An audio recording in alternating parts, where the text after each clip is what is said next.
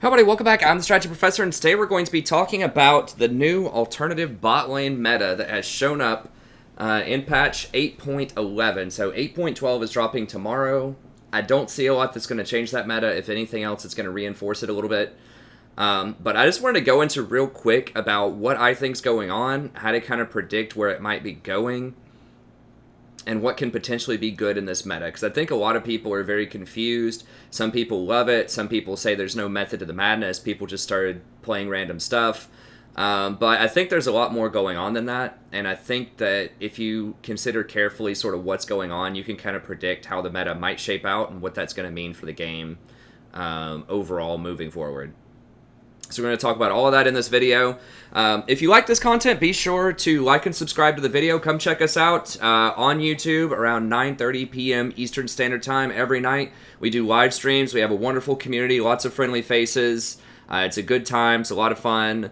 So be sure to check that out. And check out the rest of the content on the channel as well. I have a ton of tier lists, champion guides, coaching sessions, individual gameplays. So if you just want to watch Soraka, I've got a playlist of like 15 Soraka games. There's endless content on the channel, so be sure to check it out, The Strategy Professor on YouTube.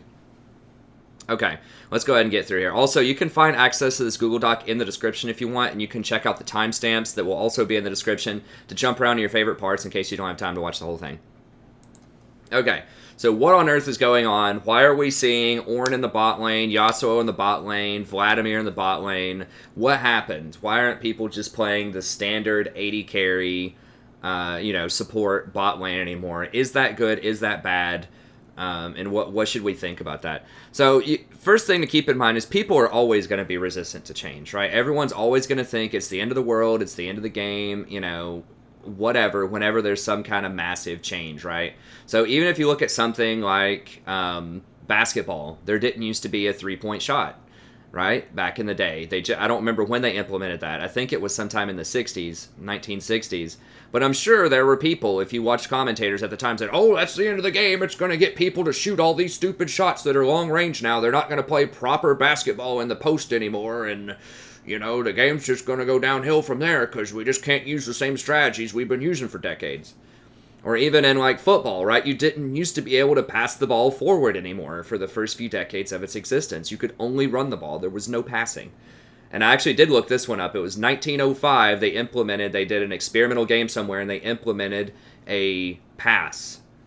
And everyone was probably like, oh, it's going to ruin the running game now. Everyone's just going to be able to pass the ball willy-nilly. We're going to have a bunch of just chaos on the field, people just passing the ball everywhere. That's the end of the game. No, it's not.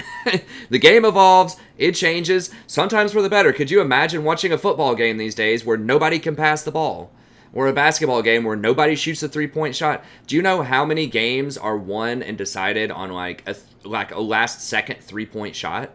Like, how many historical shots have happened and how many like good highlight reels have happened from like game-winning threes? A lot have happened. So the main story is, just like a normal sport or just like anything else in our culture, change is not always bad, right? It just means you have to adjust and do things a little differently. But first, let's take a look back through history, and let's just talk about, well, why has bot lane been the same? If you think about bot lane, the AD carry role has changed less than any other role throughout League's existence, right? Ever since Season 1, and we'll talk about this, when people decided that, it had to be an AD carry bot lane, and it had to be a support that backed them up, it has always been a ranged AD damage dealer for the most part. There are a couple of hiccups, right? Like there was Mordekaiser on release after his remake, or after his rework or whatever. He was played bottom. They nerfed him out. There was a tank of sorts bottom, like Tank Urgot, back in Season 2. They banned that out. And then very briefly, near the start of, I think it was Season 6, maybe it was Season 7. Either way, Ziggs was a viable choice as an AD, bot lane, right, as a bot laner. But then those got changed out because of meta shifts, all right? So, but for the most part, it has always been that. But why? Why is it that? Did people just arbitrarily say, okay, that's where people go? No, it's because it was the most efficient thing to do through a lot of League's history.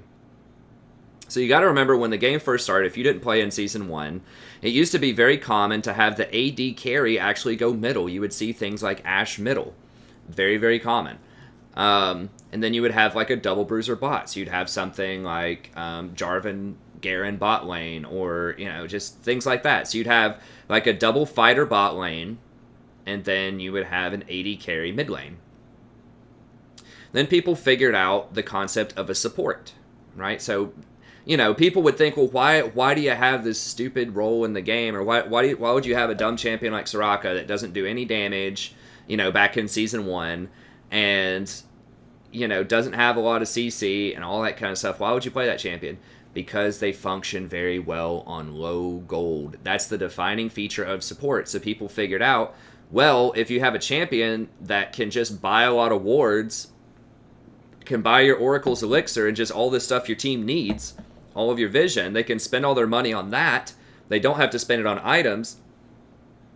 And then you can funnel all of that gold into someone who scales much better. So that was an innovation at the time. People were like, oh, okay, we can put the gold, we can choose where we want to put this gold. It's not just two bruisers fighting over CS bot lane anymore. It's regimented. We decide who's going to get the gold, and the other person can function very well on low gold. And so it changed the economy around. And that's been a defining feature of supports for a really long time, is that they have to be able to function on low gold, because you're not getting any gold, because your AD carry bot lane is going to be getting all the gold. And so then people started realizing, well, wait a minute. If we're having an extra person down here anyways, and we're going to be funneling all of the gold into somebody, because at first they did mages, right? You would have a mage bot lane, so you still had AD carry mid lane, but you'd have a mage bot lane, you'd have like an Annie or something bot lane with a support. And then they said, wait a minute, hold on. If we're going to be funneling all the gold into somebody, let's funnel the gold into the most high-scaling champion we can think of, right? So let's funnel all of this gold into the AD carry, because they had multipliers. I've talked about this in my scaling video, they have critical strike, armor penetration. The biggest thing was critical strike is what they had, and that'll be important for what we talk about here in a second. But that is a fifth modifier that doesn't show up in a lot of other roles. Because if you think of like mages, most of the time mages have they have spell penetration, they have their AP ratios, and they have their cooldown reduction, right? And that sort of determines how much damage they do.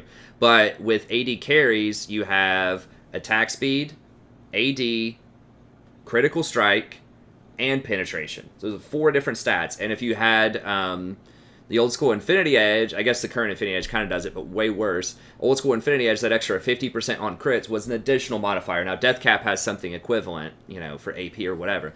But the bottom line is AD carries had more damage multipliers than any other role. And so that means that whenever they get more items, they're ultimately going to do the most DPS, the most damage per second, the most sustained damage over time. And that's how they got the role carry, because they do so much damage that they can, if they get to their 3 or 4 items, they just take over the game at that point. So that historically has been how League played.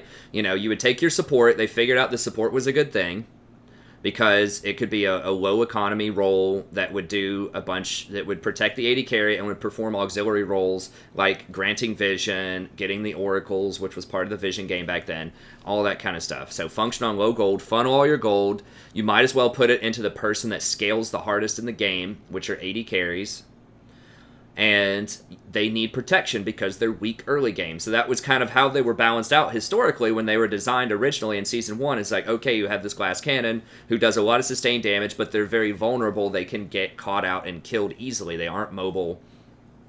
Think of like Season 1, AD carries, things like Ashe, Caitlyn, Sivir, stuff like that. They're very vulnerable champions that could do a lot of damage if they had the money to get there. So that's why you develop that. And then they moved the mage into the mid lane, because they said mages scale better off of levels, right? Because they have abilities that do damage, right? And so you would want your mage. So they were safer. A lot of mages had longer ranges. They had spells early on they could protect themselves with. They had some form of crowd control a lot of times. and they didn't need as much protection and as much easy gold because their base spells did damage. You know, Tibbers does damage at level 6, even without her items. Yeah, items make it do more damage, but just casting the spell Tibbers and throwing fireballs at people and things, that does a lot of damage at level 6 regardless, right? Whereas something like, Caitlyn, her auto attacks aren't going to do any damage. You know, her abilities don't do much damage by themselves, especially before they invented her trap system back then. Like the bonus headshot mechanics that you get with traps.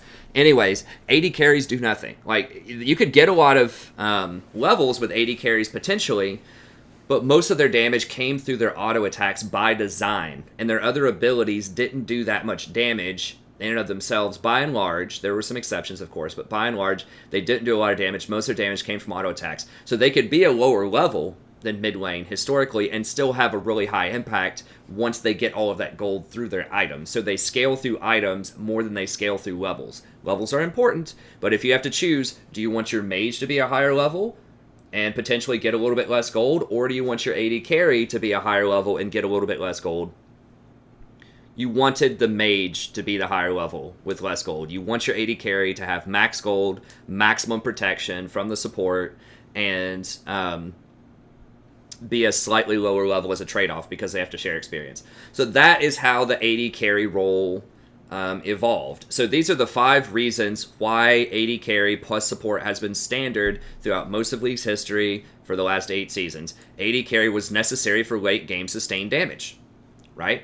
If you wanted to take down Baron, if you wanted to take dragons, towers, if you wanted to be able to kill that Dr. Mundo late game, then you had to have sustained damage over time. And auto attacks were the best way of doing a lot of sustained damage. So that was the role.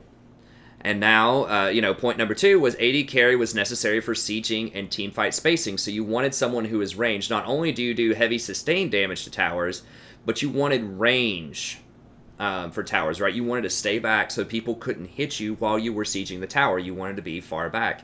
You wanted to have spacing in team fights so that Annie wasn't able to get a 5-man Tibbers on you, right? Because if you're playing all melee champions and Annie runs up and Tibbers, and then Kennen comes in and ults, and then Amumu ults and all this stuff, you're going to lose.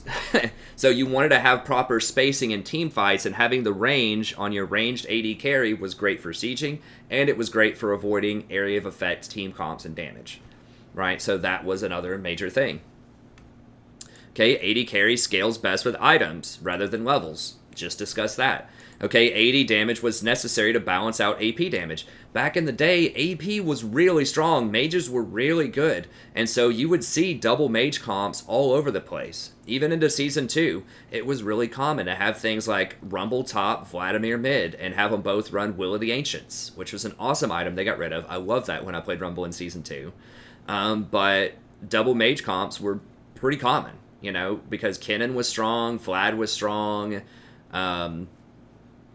I think Swain was pretty good too. Rumble was good. Like, there were a lot of things going on there. That evolved over time. They created more answers to AP champions. So Hextech, or the Hex thing that gives you the shield versus AP. I'm blanking out on the name right now. That eventually turns to Maw Memorius. Like, once they introduced that stuff, once they changed around Wit's End, that was something that made Irelia really strong and potentially overpowered, was something like Wit's End on Irelia top lane. And then you had kind of the bruiser meta that Hashinishin is so fond of from like Season 3 and Season 4, where you had this bruiser fighter meta top where Irelia was really overpowered and stuff like that. So anyways, but for a lot of history, AP was prevalent somewhere. You'd have double AP. You'd either have AP in the jungle, you almost always had AP middle, and then you'd have AP top intermittently, right? So AP top was pretty strong, and you would need someone. So it was both you needed the AP, or you needed the AD damage to balance out your double AP comp, or once it evolved, once they started running fighters top lane and then that transition to tanks top lane, you needed someone who could do sustained AD damage to bust the tanks up, or to kill the fighters, right? Because Wit's End was too strong. If you tried to run like an AP bottom, not an AD bottom, they would just run over you with Hex Drinker, that's it, and Wit's End on Irelia, right? If you didn't have an AD threat bottom.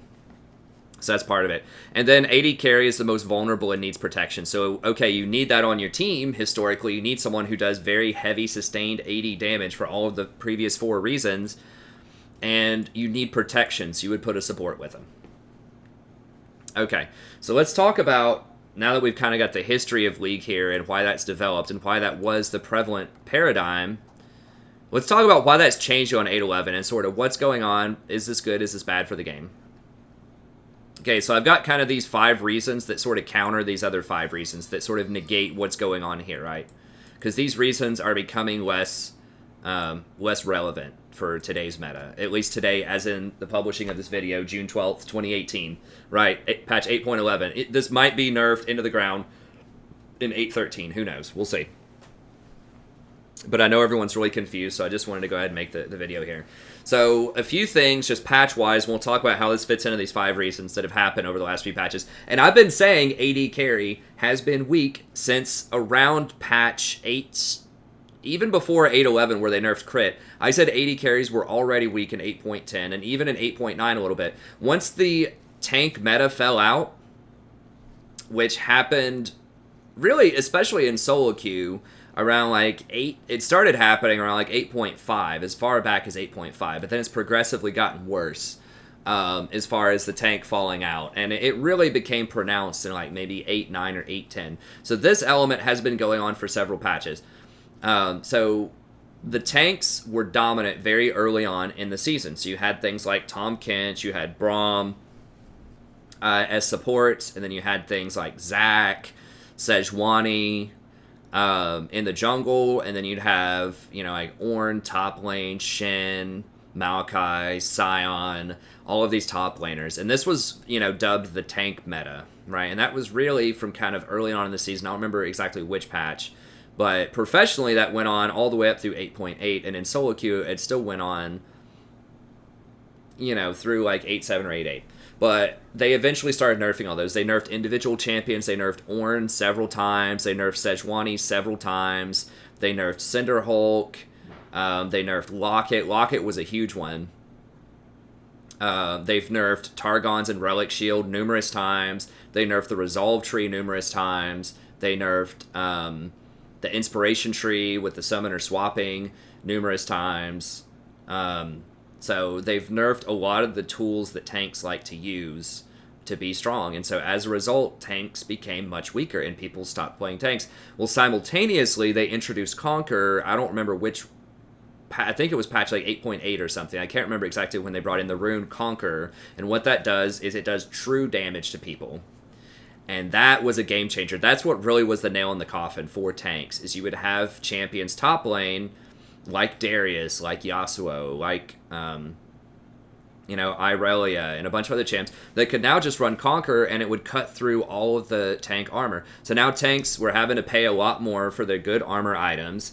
Most of the best tanks were individually getting nerfed multiple times, and now you have these fighters that are able to run Conquer that just completely invalidates a lot of your armor, so you have no defense against them anymore. They already outscaled you really hard, but now they did it much, much faster than they did before. And so people just, for the most part, stopped playing tanks top, stopped playing tanks jungle. Well, once that happened, you had an infestation of heavy damage AD junglers. So we had things like Kha'Zix, Graves, Xin Zhao. All of these champions were being played now in the jungle because there were no tanks to stop them. Like, historically, what has kept champions like that in check have been the tanks, because if you just CC Graves, if you just lock him down, and then your AD carry blows him up from a safe distance, he's pretty worthless. So back when Sejuani was, like, virtually unkillable, you would just laugh if someone tried to play a Graves against you, or a Kha'Zix or something like that, right? Because you would just CC him down, and it would take them so long to kill you that help would arrive, and they would just die. So now that opened up a space for a lot of, you know, a bunch of AD specifically in the jungle. And then top lane, people also wanted to run AD all the time because of the rune Conquer, right? You're like, well, this is really good, but it's not just good against tanks. It's also pretty good against squishies. So you would just run that all the time, especially after they nerfed, you know, some of the other options, rune options that you could get up there. They nerfed press the attack. They ended up rebuffing it, but you're just seeing AD everywhere. So you would see Conqueror top laners, and then you would see ADs in the jungle that wouldn't always run Conqueror. In fact, often they wouldn't, because Conqueror, you need to charge it up on lane minions before you fight, and you don't have that option in the jungle. But you'd see people who would run Press the Attack and Electrocute and things like that in the jungle. Okay? So that shifted a lot of things. That changed the game up, because now there are very little tanks running around, right? So you don't need a tank buster. You don't need that AD carry that has 3 or 4 items, because there aren't any tanks that you're going to need to kill. Also, everyone's running AD, right? So, top lane, Irelia is running AD, Graves is running AD.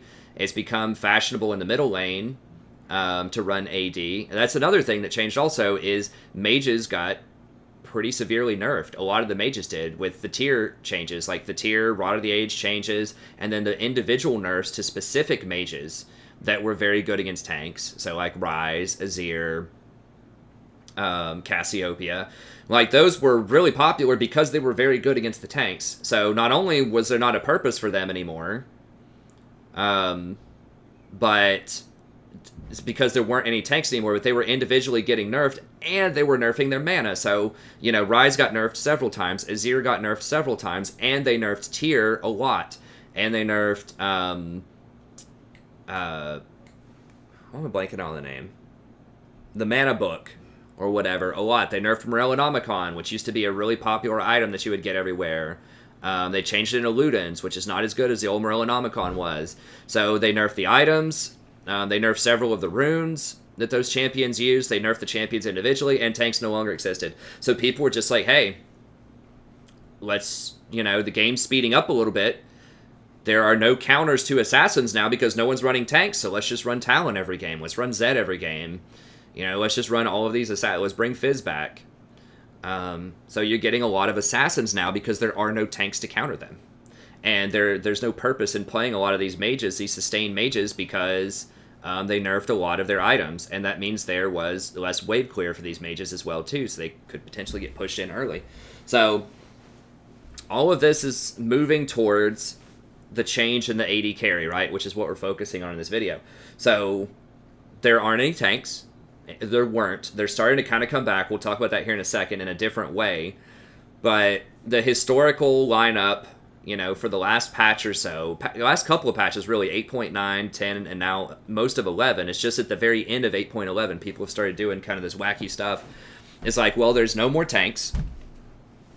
And now people are playing these champions that are a lot stronger early game. If the mid laner's playing Talon instead of Cassiopeia, he's powerful immediately off of like one item, sometimes even half an item. He gets that Duskblade, he can just one-shot people a lot of times. Versus Cassiopeia, she's strong, but you gotta wait on your tier to charge, and you gotta get your Rod of the Ages, and then, you might need one other item after that, and then finally you're good to go. Or like, Azir, you need several levels to get out of the early game. You probably need your, your Nashor's Tooth and maybe one more item, and you're good to go. Anivia, same thing. Kassadin, same thing. Like, all these champions require time to power up. Those 80 assassins and things like Fizz, middle, they don't need time to power up. They're great immediately. They don't need items. They're really strong right off the bat. Or like LeBlanc, who's coming back now. They don't need, it's not just like one item power spike. We're talking like 0 item power spike. Like, these people can kill you before they even complete their big item in one shot. And a lot of that, they've infused more damage into the game as well, because they've nerfed a lot of the resolve runes and a lot of the protection that you had against damage, without touching things like Electrocute, which does an obscene amount of damage on a lot of these champions. So that's the thing, and that has sped up the game. Also, the introduction of Scuttle Crab. So one thing that Riot was trying to do that has been a complaint is, okay, well, junglers were getting too strong, especially after the fall of Sejuani and company. Once you saw the rise of Graves and Kha'Zix, and a lot of Xin Zhao and these other early game junglers, they said, well, maybe we need to nerf the jungle now. So they nerfed the jungle by saying, okay, it's less experience in the jungle, and we're going to introduce these Scuttle Crabs, which give a pretty good chunk of experience and gold. Well, the problem with this is, yeah, the overall jungle experience is nerfed, But if you're really strong anyways early game, if you're Graves or Xin Zhao and you're in the river anyways to get the scuttle, why not just go gank bottom at level 2? Just get your buff, either red buff or blue buff, bottom jungle, and just go sit bottom. Get a gank off. And now you have the jungler coming in, level 2 before the first wave's even dead a lot of the time. Gank in the lane, and that can completely change the dynamics of the lane. So that brings us to kind of our second point. The game is speeding up because of scuttle, because people aren't as incentivized to farm their jungle, because there's not, you want to farm it, but it's less experience and gold than it used to be, so you're much better off just ganking bot lane most of the time. And if the gank fails, you get their flashes, fine, then you go back and get your jungle, then you swoop back down there in 2 minutes and get them while their flash is down, And now you have these, mid laners. It's not uncommon now for people to just go camp bottom at level 4 from the mid lane. Don't even wait on 6, just roll down there level 4 and try to make a play, right? Because the Waveclear has been nerfed, so Talon doesn't get punished for roaming down like that. Because beforehand, if he tried to roam bottom like that, and you had pre-nerf Talia, or pre-change, she's very strong in the jungle now, I guess I should say pre-change Talia, or if you were against an Anivia mid, or just anything else, pre-nerf Rise that could wave clear, the second Talon leaves that lane, they're going to push that wave out. He's going to miss like 2 waves of experience. But now, because Waveclear has been nerfed so much, he can roam. He's not going to miss very much experience because they can't push him into the tower. So he can bully people out early on and then just roam, and they can't push back to cause any real consequences for that roam a lot of the time. So this has sped up the game tremendously. So that means that people can camp bottom more. So there aren't a lot of tanks, so you don't need heavy sustained damage to cut through them late game. The game is a lot faster, so you don't have as much time to get a lot of items as much. You're having a lot of AD champions anyways everywhere, so people are all going to buy Ninja Tabi most of the time, so that's going to make you even weaker as an AD carry. Because assassins can cut through a Ninja Tabi early on. They do enough damage, they have enough excessive power to get through Ninja Tabi. But AD carries early on before they get any items, that's a really big deal. Like, that item sucks. Like, it is tough to get through that item. And you're just getting camped out. So this is sort of what's changed. So how are these 5? So what are the top 5 things that has changed in 8.11? Just to kind of put all of this into perspective, what does this mean specifically for the AD carry role? Well, most tanks are still very weak, and a lot of that is because there's too much true damage in the game, like I just mentioned before. So not only did all of their items get nerfed, did the specific best tanks get nerfed, but you've got Conquer, and now you have increased true damage from things like Irelia's rework, where she gets a lot of extra true damage. Darius still does a ton of true damage. Camille does a lot of true damage. Fiora does a lot of true damage. Just everything does true damage in the game now. So there's just been an excess of true damage. The biggest offender is Conquer. But most of the top tier fighters and things that you would see top lane have one form of true damage or another up there. So that's very difficult to deal with, and it makes tanks, problematic. There's tons of damage in every role, so you don't need the AD carry to be your huge damage dealer because everybody does damage, right? But the difference is they all do damage way earlier. The AD carry historically needs like 3 items to do a lot of damage, whereas, Talon doesn't need any items. LeBlanc doesn't need any items. If they get items, it's ridiculous, but they can kill you without items, right? Graves already does a ton of damage. And then dragons, towers, and barons have been weakened a lot over time, right? Like, people can go solo dragon at, like, level 3 a lot of times. Many of these junglers, and they're not paying a price for that. It's not like they're a very niche champion where that's their thing. They do dragons, like Nunu or something. Like, it's okay if Nunu can go take dragon at level 3, or maybe Fiddlesticks or something, because they suck at everything else, right? Like, that's their whole thing, especially Nunu, is to take neutral objectives. And then Fiddlesticks has so many problems anyways with his jungle clear and everything else. That's fine, they can do that. But when you have things like Xin Zhao and Graves that can go do that dragon so early, I think that's not right, because they do so much else well. And this highlights another thing that I didn't even write here, is the vision has been nerfed a lot over time, which also empowers junglers a ton. So they've nerfed Zombie Ward a lot early on. Historically, they've nerfed the amount of wards you could have, so that, now you can only have 3 wards on the map. You can only have 1 control ward on the map. Normal wards got nerfed also within the last season or so. They used to last 3 minutes, now they only last 2.5. your trinket wards that you have now are on a much longer cooldown than they used to be. That's the most recent nerf. So if you set down a trinket ward and they sweep it, or you don't put it in the right spot, you don't get to replace that trinket ward anymore. And now it's difficult to get your wards on time, especially if you're going Spell Thieves or Relic Shield, because it takes forever to get your stacks. Coin is the only thing where you can get wards in under 10 minutes.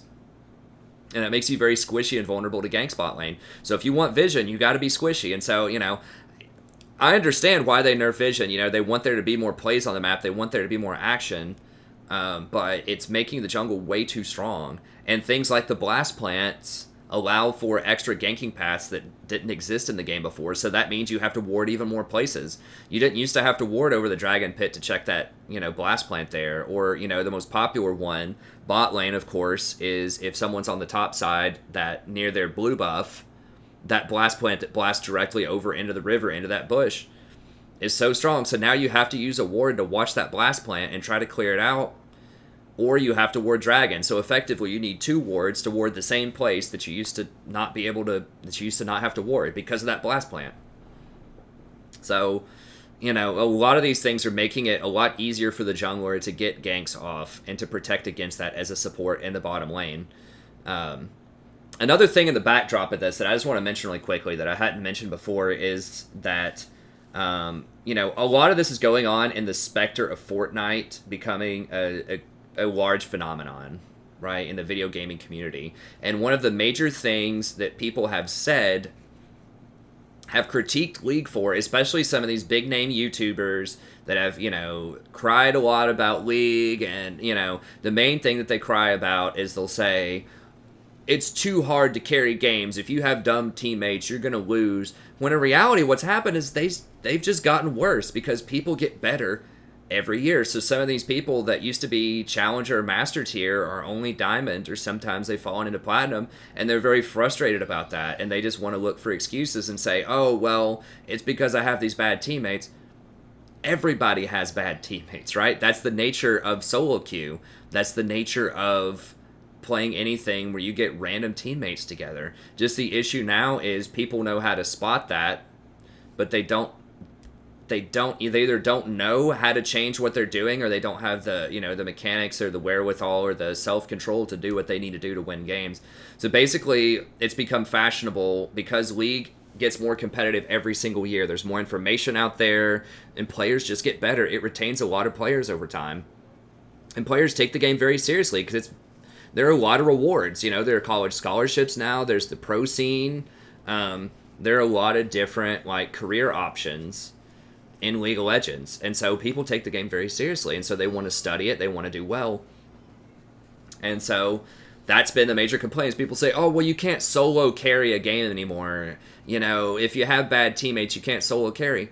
I don't want a game where you can solo carry. If I wanted that, I'd just play StarCraft, right? If there's one person on the enemy team that's completely wrecking my entire team, if my team has performed better, if we've made all the better rotations, if we laned better in, 2 of our 3 lanes, if we're buying, better items, if we're just making better decisions, I expect to win the game if we're playing better as a team, right? Whereas people never think of it from that perspective. They're like, oh, well, I can't carry these, bad teammates, but how would you feel about it the other way? If your team was doing really well, you were making all the decisions, and this has probably happened before, but there's that one guy on the enemy team that's playing something that's ridiculously overpowered, like Master Yi right now, and he just manages to clean up a couple of people on your team, and now he's 7-0. Everyone else on their team is terrible. You're crushing all of them, but he's able to solo carry and win the entire game by himself. Does that feel good to be on the receiving end of that?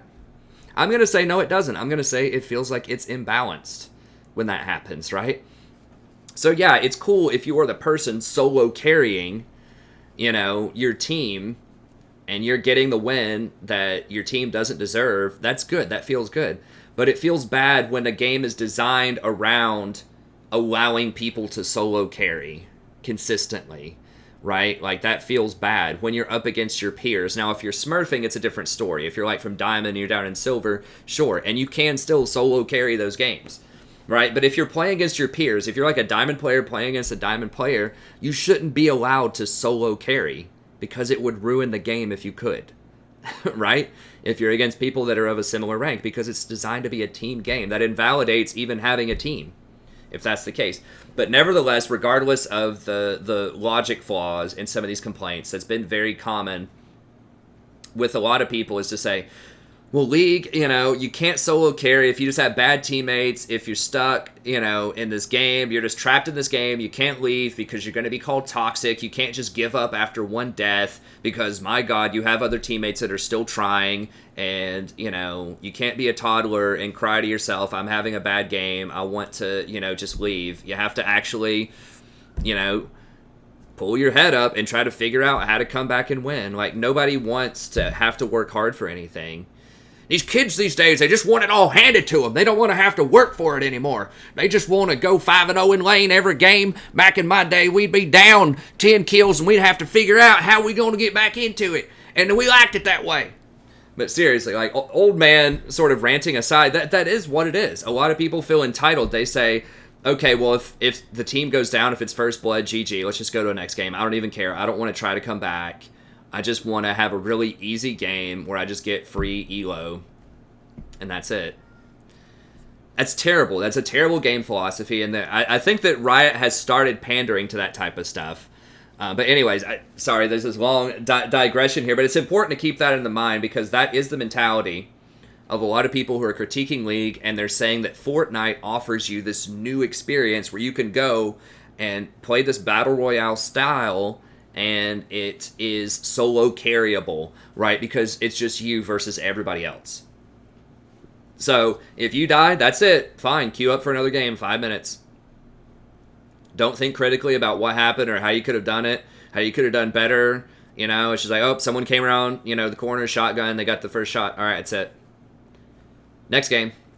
And that's what a lot of people are looking for. It is very easy, very quick entertainment where games are over quickly, and it's just you versus everybody else, right? You don't have to worry about team dynamics or other people or, any sort of critical thinking about macro or strategy. You just grab your guns and start shooting, right? It's like, well, didn't get a gun early on, unlucky. Okay, or I didn't get a purple gun or whatever. I didn't get the good stuff where I landed, unlucky. Okay, next game. And that's fine to an extent. I just think that League is trying to listen to that. And they have to listen to an extent, right? There's so many people. That game is so popular. League is not dying. League is fine. League is still the number 2 watched game.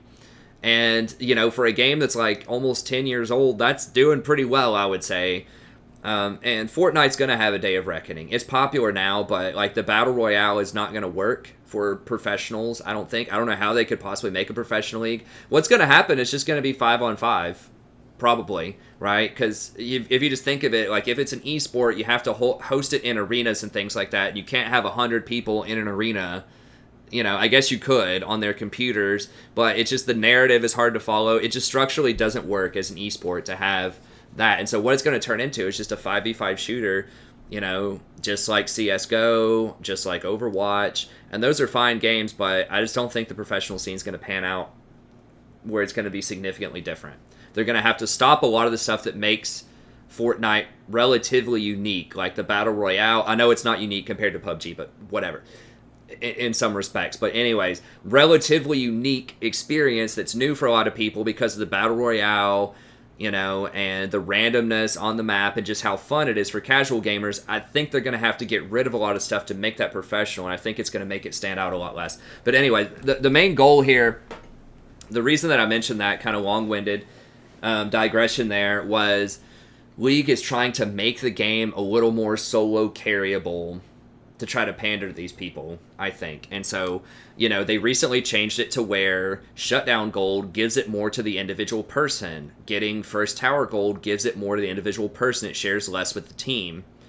They're marketing this as, well, if you're doing well, you're getting individually rewarded more. But the problem is the way that League's items stack and the way that multipliers work is this makes the game a lot faster, because if you get assassins that get a lot more of this gold concentrated on them, that is stronger. Because if you have one person that's 5-0 on a team, that is way stronger than everyone on the team having one kill, if those 5 kills are on the right person. That's the whole concept of gold funneling and scaling that we talked about up here. Why the support even exists is because they don't need the gold and they funnel all of that gold into someone more efficient. So if you get those 5 kills on somebody like Fizz and he gets first tower, it's going to be really hard to come back. And so they're implementing all of this extra solo gold. They're speeding up games. They're making Barons easier, Dragons easier. They just lowered the HP on a lot of the towers in the base, so they're easier to kill. So games are just a lot faster now to try, and it's more solo carryable, because if you play an assassin, you get really far ahead, then you're going to have a much higher percentage chance to win the game than you have in the past. The enemy's not going to be able to come back. So that is a big thing to keep in mind. So most tanks are very weak. There's true damage. We talked about that. Tons of damage in every roll. Dragons, Barons, Towers, very weak. So game times overall are much shorter because of this. And there's excessive gold from shutdown and objectives that I just mentioned before. So I understand Riot, and they need to respond.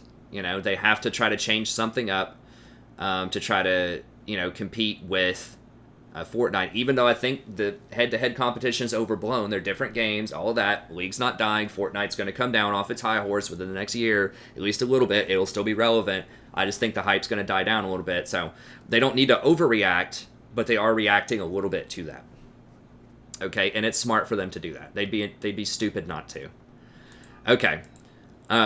So many ADC builds are extremely weak right now. So this is one thing that I disagreed with, and I talked about this a lot in my patch 8.11 video. If people watched it, I said basically AD carries are going to be bad. If it's not a top tier AD carry, if it's not Lucian, if it's not Kai'Sa in solo queue, if it's not like Draven, then it's probably going to be pretty bad.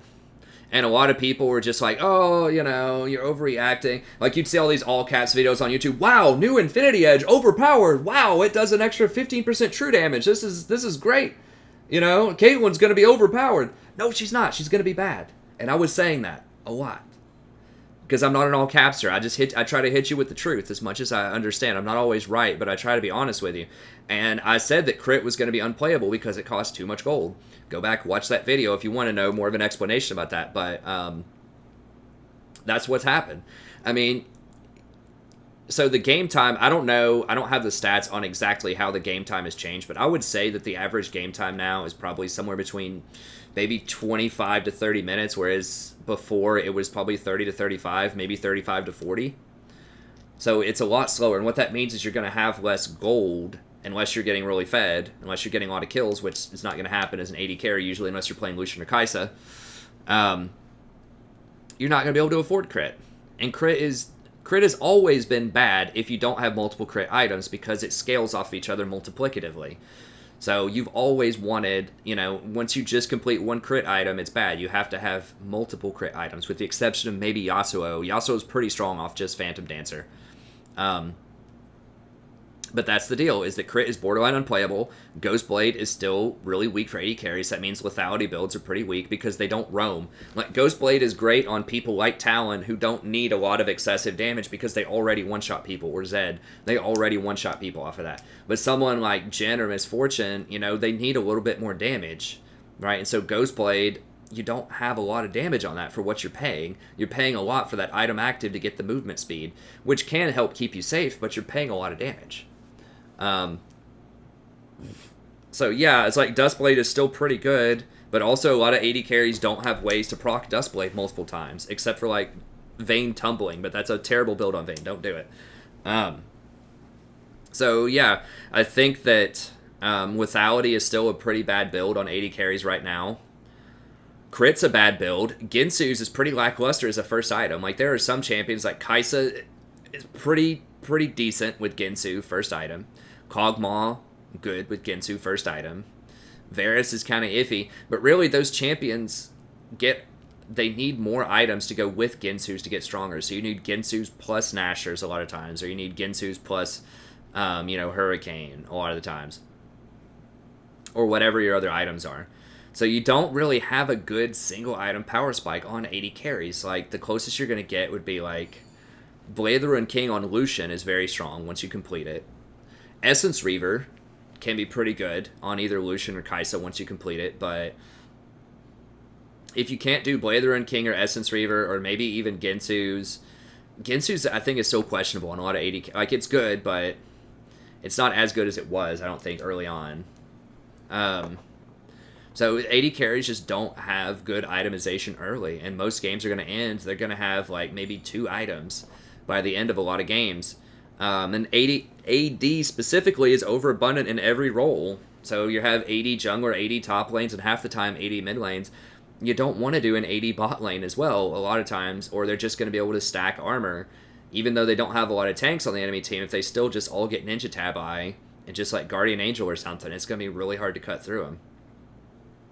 So that's pretty tough. Now, Kai'Sa kind of gets around that because she does a lot of magic damage, right? So she kind of cheats the system a little bit by getting Ginsu's and then Nashor's Tooth and, working that way. So she does a lot of AP damage. Lucian he does quite a bit of damage early on with his spells. So he's one of the highest spell slinging, AD carries. So he can kind of have an early power spike, especially with Blade of the Ruined King. So Lucian and Kai'Sa are both pretty good.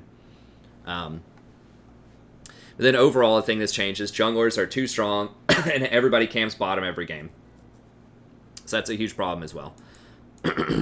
So they need to nerf jungle or bring back support vision at least, like just allow you to have more vision, even if you have to get a rune for it, even if it's just like Zombie Ward, like buffing Zombie Ward again or something. That's what needs to happen. Okay, now looking forward to 8.12, I'm going to have a separate video for patch 8.12 and support tier lists and things like that. But they also just nerfed all of the enchanters, which indirectly is going to hurt traditional crit marksmen.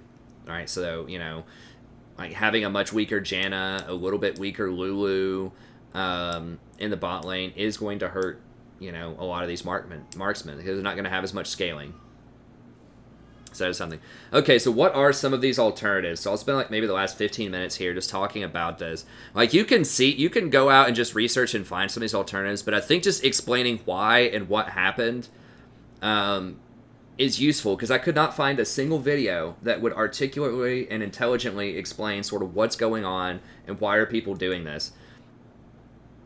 So basically, AD carries are really weak right now because of these reasons. And it's not just one reason, right?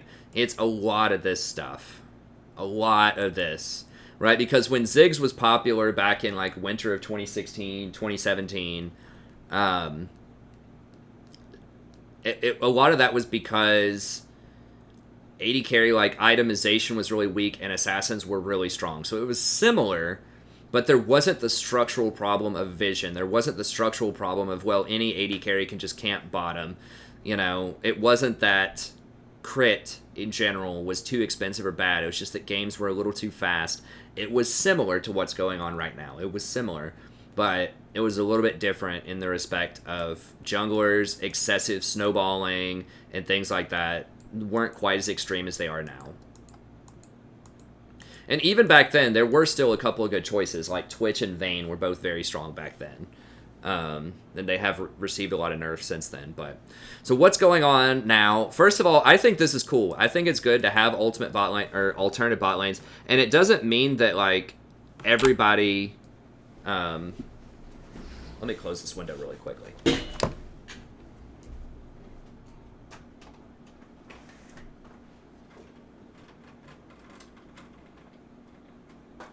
It doesn't mean that everybody has to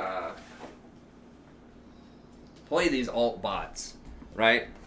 You can still play some traditional AD carries and be alright, especially if you play Lucian, Kai'Sa, maybe Draven. I think Twitch in the right circumstances in solo queue can be really strong. But these are some options, and I think that's cool for the game. As I said, historically, for the last 8 years, 99% of the time, you've always had to play an AD carry bottom. Well, now you can play a bruiser bottom or a mage bottom or whatever, and so this is going to be very interesting for a lot of AD carries to see how they adapt to this. Can they play other champions down here? Can they learn other stuff, especially in the pro scene? I think this is cool. I know that Double Lift has said that he is a big fan of this. He's like, I've been playing 8 marksmen for 8 years. He's like, I think it's cool that I can play something else bot lane. So I think this shakes it up. So every other role has adapted and changed over time. As I said, right, you've got top lane went from, being primarily mages to being fighters to being tanks. Like, that has evolved over time. Mid lane has evolved over time, right? You've had your mages. You had assassins, control mages, AD assassins. Jungle has evolved all the time. You've got tank junglers, you got fighter junglers, you have assassin junglers. All of this has changed. Supports, tank supports, enchanter supports, AP supports. All of this has changed over time. The only thing that has remained constant, just about forever, has been the AD marksman. Like, yeah, there have been lethality marksmen or crit marksmen, but it's still long-ranged, auto-attack, primarily AD champions. That's been the least changed role of all time. And this is shaking it up and making it a lot more interesting for people. Right now, you can see all of these cool different comps that you didn't used to be able to see in the past. Right? And so what are some of these? What's some of the thought process? Now, this is very early. This, just in the last week, this has become a thing. And a lot of people don't, like I said, they don't understand why, and they don't know where it's going. So these are just kind of my early predictions and what we might see, right? So we could see a return to the mage bottom.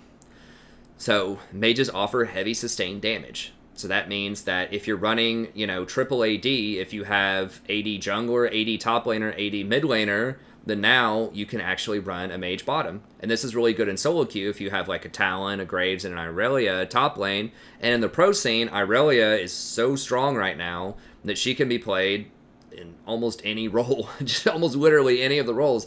But she's being played a lot in the mid lanes. This allows you to run something like Irelia mid lane, and either a bruiser or a tank top lane, and then you can still have your AP damage from the bot lane, right?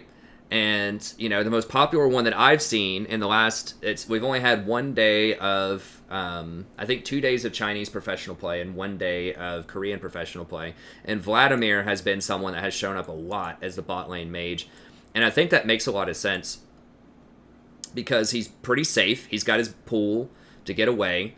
He has very heavy sustained damage as it goes on. He has good sustain in the lane, too, so he's resilient to poke. If the enemy team picks a Nami or a Soraka or something like that, he can heal through that most of the time. He has good Waveclear with his E. So I think he's a decent choice. So he puts out good sustained damage later. He's safe, relatively safe compared to a lot of other champions. He has pretty high burst damage, level 6 all in with Vlad, him using all of his abilities, especially if he has a support, because one of the big things is you want to hold people still in your Vlad. So if you have a support with CC, you have like an Alistar or a Fiddlesticks or a Rakan or something like that. If you can just hold people still and just let him get a full spell rotation off, they're probably going to die.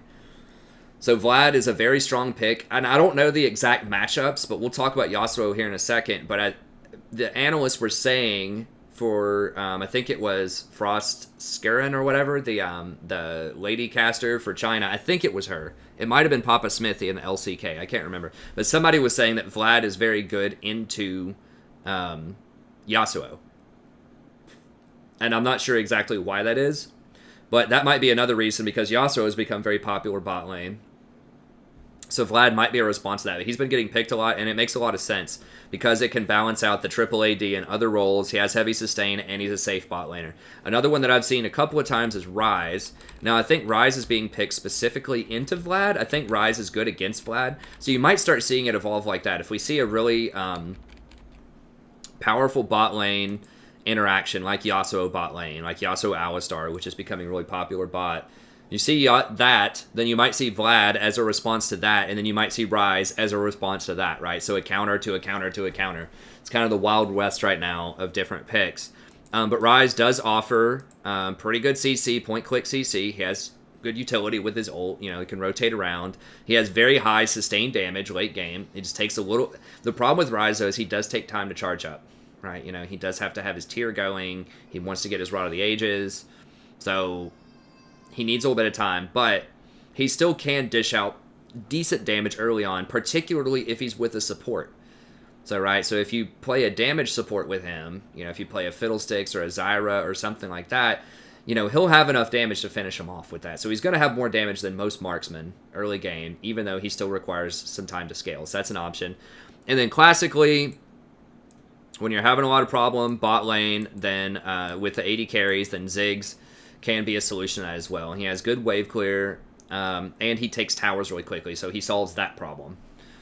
So if you're worried that your team doesn't have much tower taking capabilities, and you need the tower power bot, but every other lane's running AD, or you're just afraid you're not going to get a lot of items, then Ziggs, could be a good option because he does way more damage at level 6 than most AD champions do, right? Especially he can just get a needlessly large rod and do quite a bit of damage too. So I think that's a good option. So yeah, these are the mages that I think are probably standing out the most to me. Vlad is the one that I've seen the most. I think he makes the most sense. I've seen some Rise. I haven't seen Ziggs in the pro scene, but this is something that, like I said before, is historically in one of the only other droughts I remember where 80 carries weren't being played a lot. Ziggs was popular, so just because of his tower power. Okay, the other option, and this is becoming probably one of the more popular options, are the fighter bot lane. So you have sustained 80 damage on most of these champions. Mordekaiser's kind of an exception, but I threw him in here, and I'll talk about why here in a second. So this you can still have that sustained 80 damage that your team might want. You have earlier power spike. All of them have earlier power spike than 80 carries. And you have pretty good survivability. So something like Yasuo is probably the most popular one. Yasuo does a ton of damage, but he's very dangerous.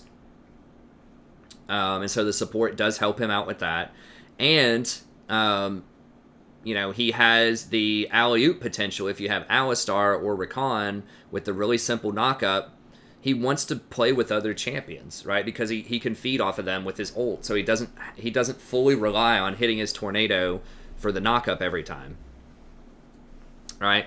So I think that makes him really strong. He is very good. Like, if he just gets Phantom Dancer, if he gets a little bit ahead, gets his Phantom Dancer early, and certainly if it goes to late game, he's really, really strong.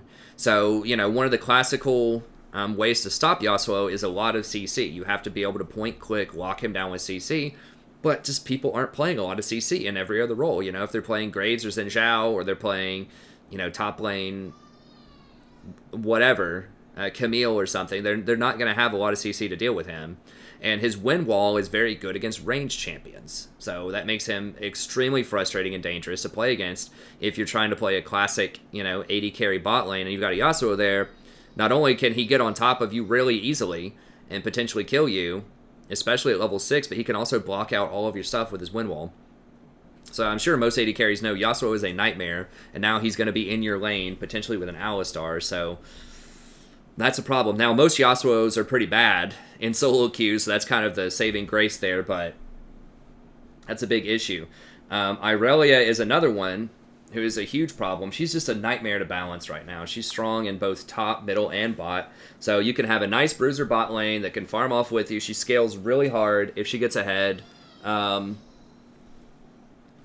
she can potentially get some kills early because she's very strong. So if you have something that's good early, like an Alistar or a Zyra or a Brand or something like that, she can definitely rack up some kills.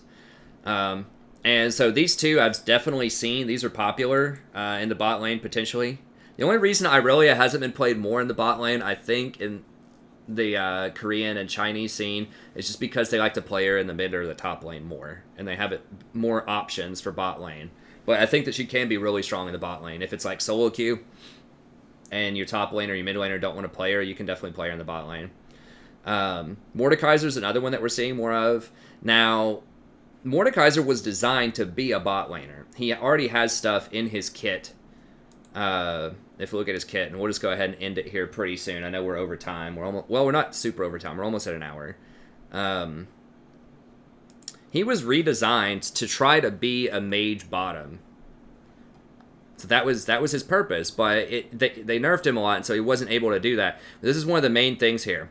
Harvester of Souls. Mordekaiser gains bonus experience when killing a minion near allies equal to 50% of the experience lost due to them being there, which totals a certain amount of the... Okay, so basically, I don't know the exact math behind this, but pretty much, when he's in a duo lane, he gets more experience than any other champion in the game because of this passive. So that means that he's not sacrificing levels like other 80 carries. He's still going to be able to get levels. So your team is netting more experience overall, which is really important. Experience matters a lot more in faster games than in longer games because you're going to have higher levels than you will have items in faster games. So levels matter more than items in like a 25-minute game than they would in a 40-minute game where items would matter more than levels. Because levels start to even out, right? The experience, going from like level 17 to 18 is not a big deal, right? If you get 100 health or whatever and you already have 2,900 health, that extra 100 health is good, but it's not going to matter as much as it does like when you go from level 5 to level 6 and you're getting your ultimate and you're getting 100 health when your total health is 1,200, then percentage wise it matters a lot more. So levels matter more in shorter games than they do in longer games. They're still important in long games, but they matter more in shorter games. And so being able to get this extra experience is really nice. And then, of course, I'm not going to read this. It's like reading a novel when you read his thing. But basically, he's able to like put a little circle around himself and an ally. And so if he's close to someone else, then he can put up all of this extra damage on them. And then all of the damage that he's done with the circles, it ends up healing him for a lot. So if it's just him in the lane, just putting the circle on himself, I think he can put it on a minion. Targets an allied champion or minion. Okay. And then they gain extra movement speed when they're moving towards each other. So yeah, he can do this with like a minion by himself in a lane. But the issue is if he puts it on an ally that's engaging, like if he throws this on an Alistar and then Alistar gets to, engage, then he gets 75 bonus movement speed to catch up to the Alistar to do damage. Like that's a lot stronger. There are a lot of interactions, and this heals him. So he basically sustains through all the poke, and he just like AFK pushes the lane pretty much. He gets a lot of experience for it. And because you're going to have lane priority, that's going to free you up to roam, to contest dragons early. It's going to let your support get deeper vision. So there's just all of these different benefits to playing something like Mordekaiser in the bot lane. And he kind of overcomes, or he compensates for some of the traditional weaknesses to most bruisers, which is that it's harder to siege towers because when he gets the dragon, when he kills dragon, he gets this big dragon, and that helps him go to siege towers, right? And so that's how he overcomes the fact that he's melee and does magic damage instead of physical. He's like, well, I've got this huge dragon, so that's going to help me take this tower. Okay, so that's one of the huge perks of him. Or if he takes a champion, if he kills a champion with this, then he turns the team fight, and if he gets a marksman, which is really common, then he can use that marksman to go and siege a tower or to take Baron and Dragon. So he has better objective control than a lot of other bruisers because of this Children of the Grave. Either he can take dragons or he can take extra champions and use them to tank Baron or tank towers. So, yeah, I think he's good. So, one of the major drawbacks to him, though, is he doesn't have any crowd control, and he's pretty easy to gank and kill in a lot of circumstances. Now, he might be able to turn it around in 2v3 if he has the right kind of support bot lane, but historically, he was designed to be a bot laner with the new design. It just didn't work out metagame-wise, and so now he's getting his chance to shine. So these are the three that I've seen as sort of the fighter bots. There could be other options. I think two other ones that could be explored that I haven't seen a lot would be Renekton. Because Renekton is very strong early on. Right now, historically, he always has been, so he's a great lane bully. But with that Essence Reaver build now, he's so good in team fights because he can just constantly zip around and cast all of his spells over and over again. So he is definitely a very, early to mid-game dominant team fighter, lane bully, and he's still pretty good late game because he can get to that backline so easily with his double dash. And he's very difficult to kill. He's very tanky with almost no tank items. So I think that, he's really strong. And then I think that Darius is also super strong right now. You're seeing him in the top lane professionally. I could definitely see him bot lane. I mean, it would just be a nightmare if you got Blitz hooked into Darius or Thresh hooked or Pike hooked or even engaged on with Alistar and then Darius pulls you. That's a nightmare lane because the peelers, Janna specifically, is going to be a lot weaker on this patch. So being able to peel him is going to be tough. It's going to be a tall order for a lot of people. So yeah, I think we could definitely see some Darius because once again, the biggest weakness of Darius is he gets kited. If you have an engaged support that can hold him still for you, he's going to crush anybody unless they flash, right? Because now his biggest weakness has been erased because he has a support to help him out in the lane. And he does a lot of damage in team fights even later on into the game because he does so much true damage. So I think that Darius could also be potentially a really strong pick. Now, I will mention with the fighters on this patch, they decided to get rid. They are not bringing in Atmas and the Spear of Sojin. They took those off. That's why it's important to wait until you hear real patch notes from people that wait to see the actual patch notes released, and don't just look at the all caps videos that talk about coming soon and patch 8.12 or whatever that are released like 4 days before the patch even comes out, because they don't know. Some of that stuff doesn't go through. So they even mention that up here, and that's a huge deal, right? It says, we're tuning this down. If you were watching the PvE this patch, you saw there were some items to help carries. Okay, that's Spear of Sojin and Atmas. But this has gotten, fighters have gotten a lot stronger, so we decided not to do this. Good job, Riot. I'm glad they decided to pull these, because I think that they would be, I think it would be too strong right now. Definitely too strong. So I think and they need to nerf Irelia before they do this, for sure. I know that's a meme, but that's like, it's for real right now. And then I think that was the major thing they changed. But I'm going to have a separate patch notes video. I just wanted to bring that out there real quick, that they did not change fighters. They didn't do Spear of Sojin, and they didn't do Atmas. They didn't nerf the Hydras. It's just the Enchanter nerf. They removed Banner. They did actually change Sterix. So they changed Sterix, and they changed Maw Malmortius. But they did not do the Hydras, Spear, and Atmas. So anyways, yeah, I think this is a pretty good option right now as well. One of the weaknesses here is you could overload on AD if your jungle and top laner are both AD, but this could be a decent option.